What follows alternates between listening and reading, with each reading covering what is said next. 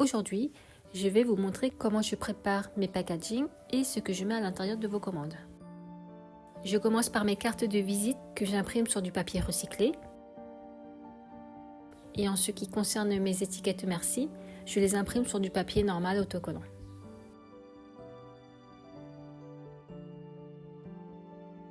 J'aime bien imprimer mes cartes de visite sur un fond assez foncé, car au moins je sais exactement où est-ce que je dois couper, sinon ce serait un peu difficile de faire ça à l'œil.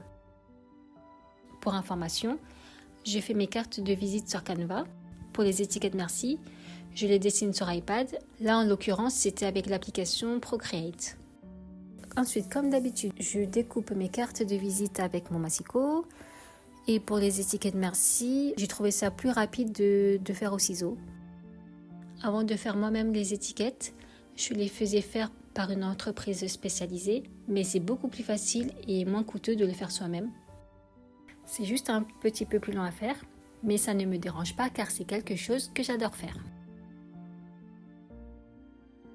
Et bien sûr, je ressors mon petit arrondisseur que j'utilise pour tout, y compris les étiquettes merci. Une fois tout ça fait, je mets les cartes et les étiquettes de côté et je sors mes enveloppes. J'utilise des enveloppes Clairefontaine, fabriquées en France. Vous pouvez voir la dimension sur l'écran. Je les place sur ma table pour pouvoir y ajouter une petite touche mignonne.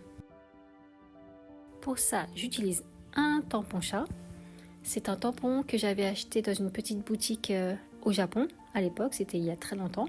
L'encre aussi vient de là-bas.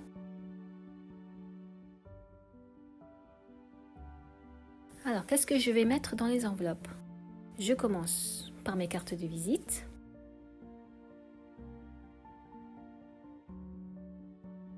Mes étiquettes merci.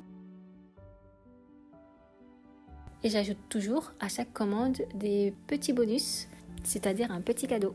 Et en fait, ces petits cadeaux, ce sont des autocollants ou autres que je ne vends plus sur ma boutique.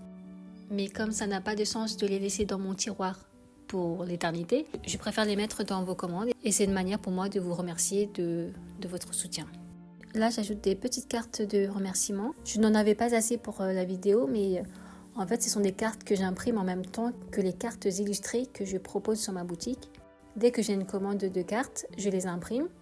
Comme je ne peux mettre que 2 cartes par feuille, je remplis les blancs avec ces petites cartes de remerciement.